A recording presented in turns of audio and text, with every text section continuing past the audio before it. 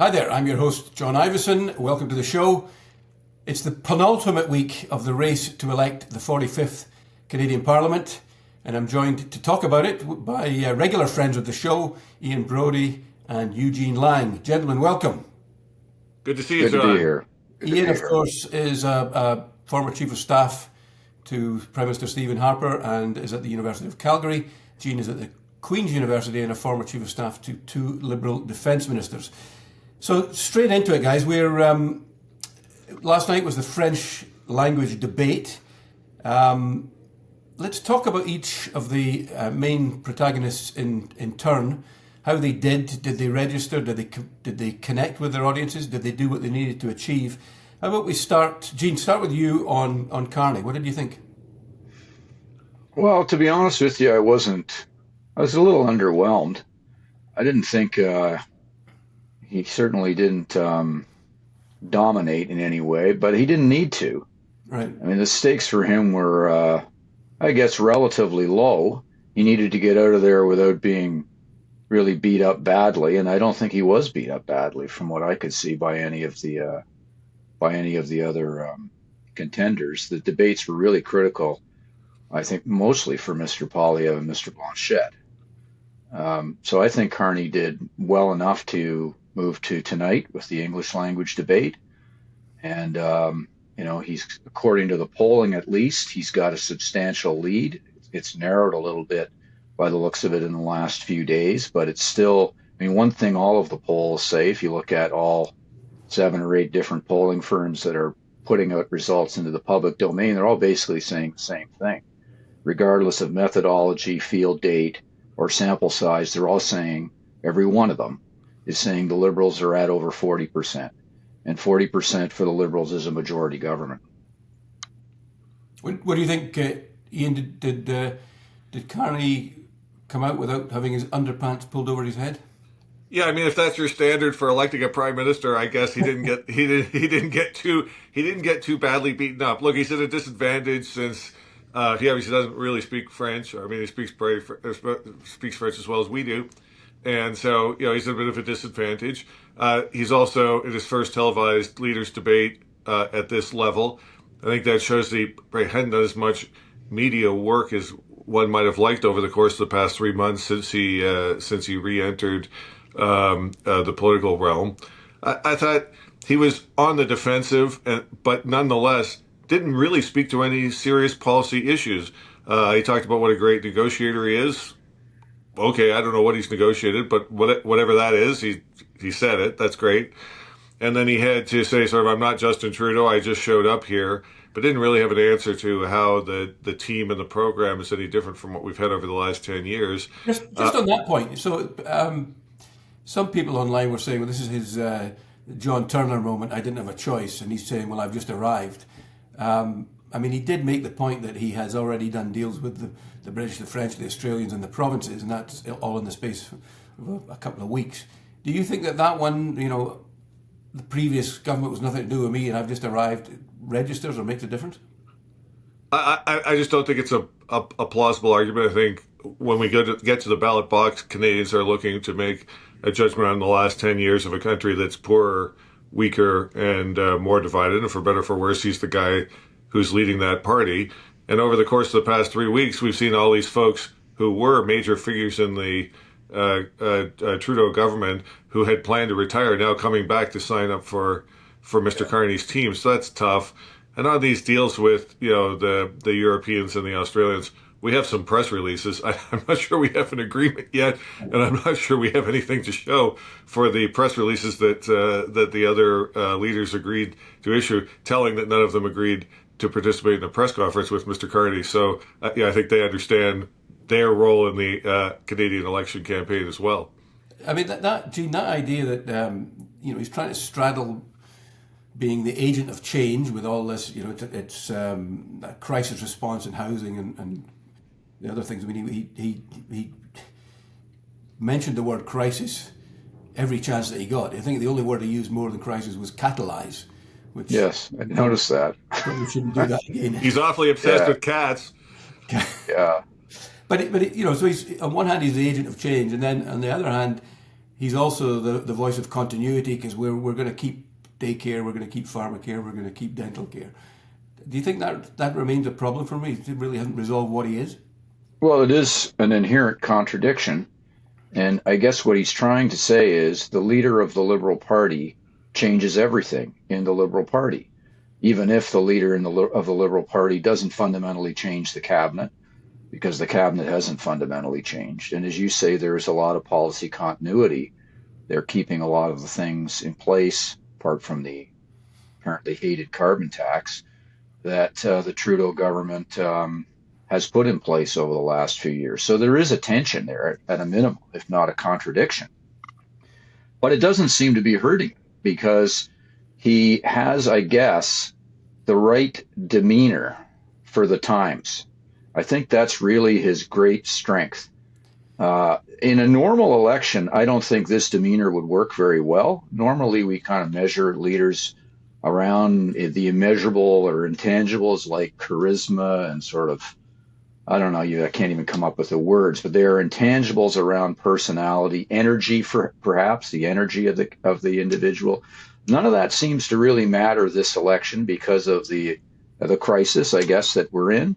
He has a very even temperament, it seems, for the most part, or a calming, sort of bland, almost bureaucratic tone that normally I don't think would work very well, but seems to be fit for the moment.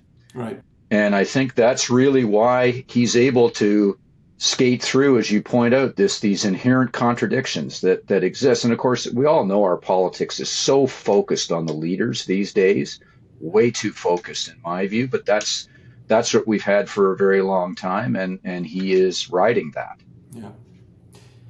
Let's move on to Pierre Poilievre. I mean, to me, he tried to be amiable. He avoided slogans. I mean, if you look through the transcript, he basically did not repeat all of the slogans that he's used over the last month or so. He concentrated on affordability, but to me, he was put on the defensive, not necessarily by the other leaders, but by the questions. I mean, he was basically put on the defensive when he was asked about imposing pipelines in First Nations, returning Haitian refugees, cutting international aid, abolishing the CBC.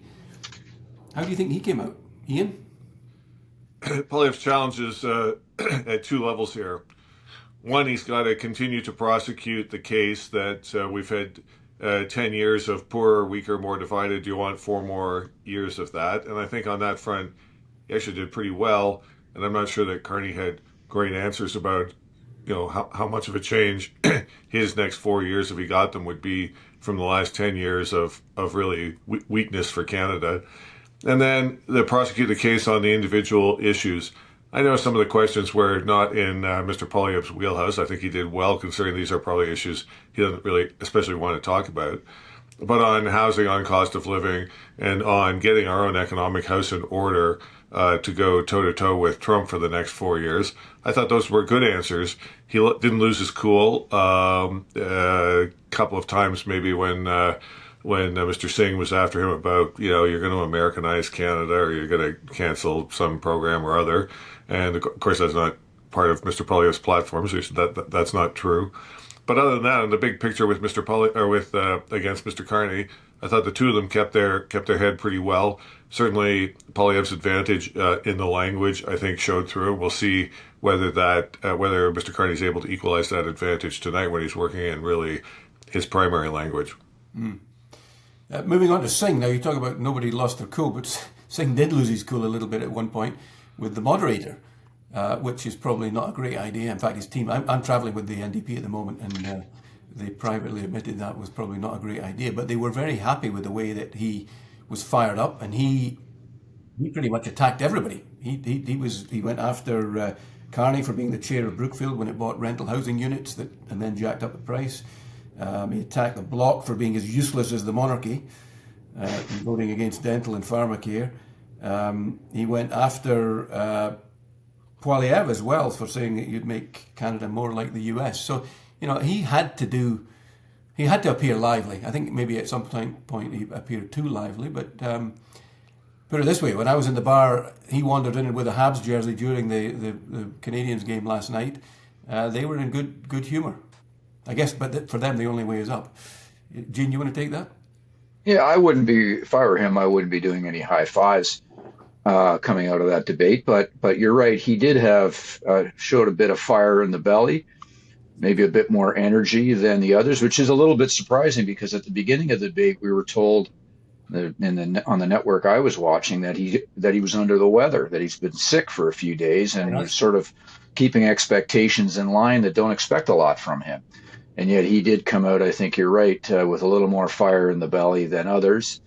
Um, he tried to really get people to engage on the subject of healthcare a number of times when they were discussing subjects that had nothing to do with healthcare.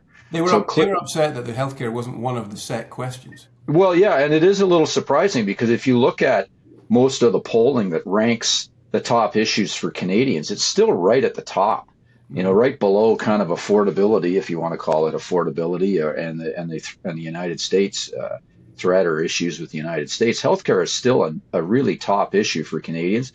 He knows that. He's trying to get that on the agenda because he believes, I guess, that they have some brand strength and some credibility on healthcare that the other parties don't have. It was the usual kind of NDP shibboleth, if not ideology, around healthcare. There was nothing new there at all. But clearly he sees that as an issue where maybe he can make some gains on. I'm surprised he didn't try to take more credit. He took some, but try to take more credit for this allegedly popular dental care program that the Liberals very reluctantly, it seems to me, adopted because the NDP insisted on it. Right. I mean, it wasn't in the Liberal platform last election. And not only wasn't in their platform, and my sense is they were really not interested in it at all. And now, kind of in typical Liberal fashion, they've adopted it as their own and cut the rug out from underneath him. But it is interesting that he wants to prosecute a bit of a battle here on healthcare. We'll see if it transpires tonight. I think they should have a discussion on healthcare. The only other time it came up, well, again, it was him accusing Mr. Carney of wanting to cut healthcare transfers. I don't think he said anything to that effect, but they're certainly trying to put the Liberals and the Conservatives on the defensive on healthcare. Yeah, I mean, in every other election, the Liberals have raised healthcare to beat the Conservatives, and in this election they haven't mentioned it, which created an opening for Singh. Ian, what do you think of Singh's performance? Well, Mr. Singh had a particular challenge here that he's at 9 to 12%, let's call it 10% in the polls.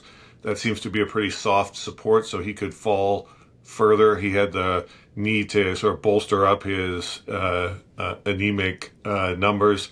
I'll say two things about the issues here. First of all, on your comment about his attack that Mr. Carney bought up kind of low-cost housing and then as chair of Brookfield and then jacked up the rents. I thought that was the attack line of the evening. I thought that was the best single point with a proof point probing at one of Mr. Carney's weaknesses. I wish he'd led with that at the beginning of the campaign. It might be doing better if he had shown that kind of focus off the top of the campaign. On healthcare, look, I mean, coming out of COVID, I think we've seen further deterioration of the Canadian healthcare system. It shows up in the polls. People are not happy with the way the healthcare system is performing.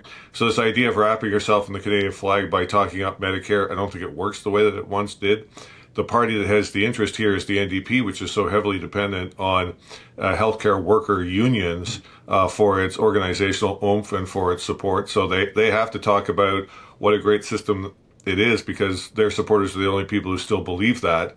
Everybody else is looking for some bigger change here in order to get just basic access to basic tests as those wait lists continue to grow and people find they're suffering, their health is suffering, they're in pain and discomfort or acute distress as they wait for some kind of test and have to go to other countries if they can afford it to get those tests. So I'm not surprised that the Liberals don't want to talk about healthcare. It doesn't work for them the way that it used to. It really only works for the NDP because as they streak down towards 9%, possibly lower, they have to keep those healthcare unions who are the only people who think the current system is working because after all, it is working for them. Yeah. Just on that, I mean, the projections at 9% or something like 7 MPs, the NEP privately say we're going to get more than that. We'll probably retain official party status. I mean, clearly it's not great for them, but the way that their vote works, they've got little pockets of strength. That vote is not evenly spread across the country. So I kind of buy that they probably would get, north of 10 if they're lucky. But I don't think one of them will be Jagmeet Singh.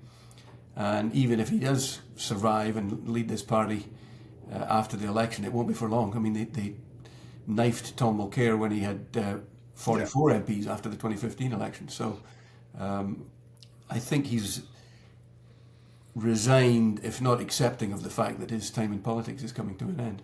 So tonight he can take more risks. Well, if he's got nothing to lose, he can take the big risk and should. I think that's what we saw last night, is that he feels... Absolutely. Blanchet, let's quickly do a run around Blanchet. He apparently doesn't like oil and he doesn't like nuclear, and that's okay for Quebec because it's got plenty of hydro, but he probably thinks the rest of the country should run on donkey power. He seemed upset that Carney's ignored him. He kept repeating the fact that Carney has not been in touch with him, despite the fact he'd written to him. I thought he had one good line, which was the Harry Potter financial framework, talking about Carney's tax cuts. And I think it remains to be seen. I mean, our sensibilities are obviously very different from Quebecers, and he did talk about Ottawa intervening in Bill 21, which he said was that's a Quebec bill. Quebec taxpayers are paying to oppose a Quebec bill in a Quebec jurisdiction. That may resonate more with people here than with us. I don't know. What do you think, Gene? Is he onto something? Well, he came across a number of times, not just on that, but on a number of times, as the very staunch defender of provincial jurisdiction and Quebec jurisdiction in particular. And that, obviously that has historically been a very important issue, not just for the Bloc, but for any political party that wants to be successful in Quebec. I am not sure the jurisdiction issue cuts very much ice these days in this particular election. I really think that's an issue for other elections in the past and maybe for elections in the future, but not this one. I will say that I thought, as you said, John, I thought he had the best line of the night and the best substantive critique of the night, which was his reference to the Harry Potter magic that would be required to make not just the tax cuts affordable, but all of the numbers add up. I noticed that the media is criticizing the Liberals and the Conservatives for not releasing costed platforms before the debates. Apparently, I think one of them might be coming out today, and another one, I believe, is coming out on the weekend, which is very strange. Liberals coming out Saturday. I mean, if you're releasing an election platform on the Saturday of Easter weekend, you really don't want a lot of scrutiny paid to it. Right. What they're both offering, and Blanchet was driving at this, I call it the trifecta. The Conservatives and the Liberals are offering Canadians tax cuts, significant tax cuts in the case of Mr. Poilievre, non-trivial tax cuts in the case of Mr. Carney. Significant spending increases on the part of Mr. Carney and non-trivial spending increases on the part of Mr. Poilievre. Reduced deficits in both cases, all in the context, and no material cuts to government programs. And even Mr. Poilievre was quick to point out is a workforce adjustment in the federal government, if you want to call it that, will be based on attrition, so no pain for anyone. All in the context of the worst trade war in 100 years. This is the trifecta, or as Van Morrison would say, the great deception. This kind of thing has never been achieved by any federal government.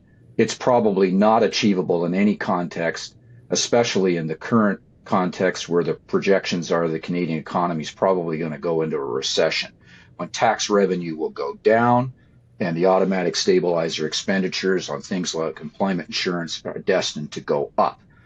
So I think Blanchet was getting at this. He was pointing at this. Nobody really wants to talk about this. All they want to say is, well, wait for our costed platform that's going to come out in a few days. Sure, they'll both be able to show some kind of fancy math that makes all this add up.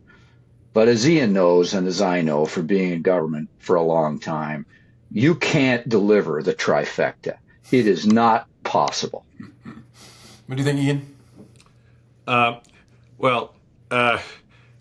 think this points to first, I agree with Gene. Let me just say I agree with what he said. I think Blanchet had his finger on an issue here that should have been prosecuted over the course of this election campaign and maybe in the closing days of the campaign. We don't really know, or there's no way to tell what kind of prime minister is Mark Carney going to be? What's he going to do as prime minister? He spent the last 10 years, wandering around the world, pumping the case for a carbon tax, for a global carbon tax, for a higher carbon tax. It needs to be 3 times as big as Mr. Trudeau's original plan was. We need carbon finance to save the world. The world's future is at stake. Then the first day he's on the job, he axes the carbon tax. We have no idea what he's going to do as prime minister. He says he'll be a great negotiator with Mr. Trump. Okay. What's he going to do in his first budget? We have no idea. There's been some high-level talk here, but there's not much in the way of substance. And on the one thing, a book about saving the world through the carbon taxes, he threw that over his first day in politics. But he hinted at the industrial carbon price. He was cut off before he could explain it. But it looks like so the industrial carbon price is a cap and trade system, with the price backstopped by the federal government, and it increases to, I think, 170 per tonne by 2030. The emissions cap that would come in would be another layered on top of that, another cap and trade system. Now, he is somehow going to reconcile those two and make the industrial carbon price more stringent. None of that has been explained. I don't even think he's been asked about it in scrums, because it's complicated and It's too complex. most times maybe reporters don't want to get too involved in it. But that to me and it's central to Canada's economic competitiveness, and yet we know nothing about how it's going to work. Well, keep in mind, I live in the only city where people discuss the industrial carbon tax and the oil and gas emissions cap at the bar. You can go to McDonald's and hear people discuss this here. I don't think that, other than Edmonton, I don't think that's the case in too many countries. Yeah. But this is what I'm driving at, is that he takes 3 or 4 days off the campaign trail, disappears for a few days to have some calls with some European, the president of the EU commissioner or whatever. We get a 1-paragraph readout, which doesn't really tell you anything about what they discussed. We don't really know what Mr. Carney's government is going to look like. Does he still believe all that stuff about capitalism has corrupted us, and we need to have government get into bed with big business and with big labor to manage the economy of the future? I don't know. We thought he was for the carbon tax, and it turns out on day one that was out the door. Yeah, to me that I've seen 3 articles in the last 2 days saying, one in the Globe, one in the Hub, one somewhere else, CBC, I think, Chris Ragan, saying it's time. We need to know this stuff. So you better, and I think you can't put out a platform without getting into it.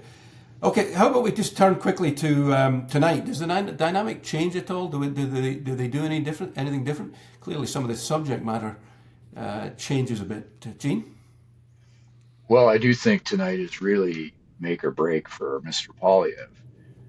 He did fine, in my view, in the Quebec debate, but fine isn't good enough for him, given where he seems to be at in public opinion. He's got to deliver. I hate to use that tired old euphemism or cliche of a knockout punch, but he's got to deliver something close to a knockout punch on Mr. Carney. He's got to get him on the ropes and really pummel him in this debate, because if the polls are all right, and roughly speaking, as I say, they're all roughly the same. They're showing somewhere between about an 8 to a 6 to a 10-point Liberal lead, with the Liberals over 40%. You've got 10 days left, and the thing that's going, I guess, in Poilievre's favor is the lines seem to be converging over the last week. Mm-hmm. A week and a half ago, you saw a 10, 12, 15-point gap. It's now down to maybe 5 to 10. So that's good, but you're running out of time. Maybe if you had another 6 weeks, those lines would continue to naturally converge, and you would be, on election day, you could have a competitive election. If those polls are correct, the election day will not be a competitive election unless something happens over the next 10 days.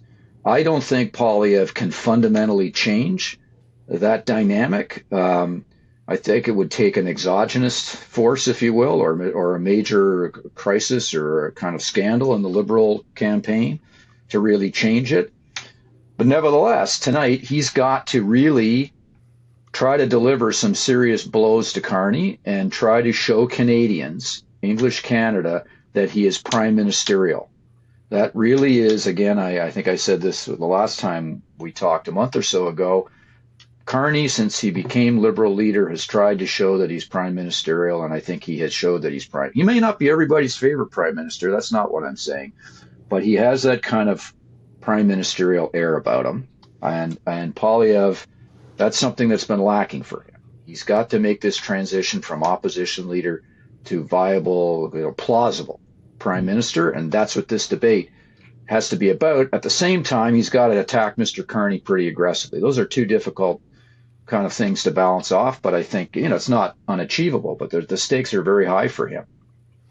I mean, Ian, just as a straw man, and the polls have narrowed, but there's still 6% advantage. Even if they were tied, the Liberals probably win. Carney is personally much more popular than Poilievre, and I think the issue of Trump is still out there. I mean, it was raised again, and the White House raised it again, or it was raised at the White House last week. The 51st state thing is still out there. It still seems to me to be the ballot question, the most important thing on people's minds. What do you think about Poilievre's chances in that regard? Well, I think the last week of the Conservative campaign, surprise to me, by the way, was a success in terms of that half point a day chewing away at Mr. Carney's lead. And why was that? Was it the crime stuff? The crime stuff seemed to land pretty well. No, I think it's the crime stuff. I think it's the tariff war moving a little bit into the background. Mr. Trump staying out of the election campaign. You go back to the issue of, do you want 10 more years of what we've had over the last 10 years? Do we want to be poorer for the next 4 years? What's going to change if you re-elect the Liberals? Mr. Poilievre has a chance. I'm taking a little slightly different view of this than Eugene. I don't think there's a need for a knockout punch. What I think there is sort of 5 or 6 lines of attack against Mr. Carney that can be replicated over social media and traditional media over the next 7 days to accelerate that kind of half point a day erosion of Mr. Carney's support. He has to be able to accelerate that kind of half point a day for the next 10 days. If he can move half a point a day for the next 5 days, he comes very close to tying in the popular vote. And if he can accelerate that to 3/4 of a point or 0.8 points per day, he wins. And that's the challenge in this debate tonight, is not to move the Hail Mary pass that has a 50-yard pass down the field, to use a terrible sports metaphor. He's got to move that little piece every day where people start to have doubts about, who is this guy Carney? What is his plan for the future of the country? The Trump thing looks like it might be more manageable than we thought 3 weeks ago. If the Trump thing moves further into the background, do we really want 10 more years of this thing, or do we want to try something new? And he's got just enough time, if he can speed up the erosion of Mr. Carney's support, to pull that off for Election Day. It's a different campaign than what the Conservatives were planning before Christmas, needless to say. It's a different campaign than they would have run in January, but I think it's the campaign that they're faced with right now. It's a good point to end on.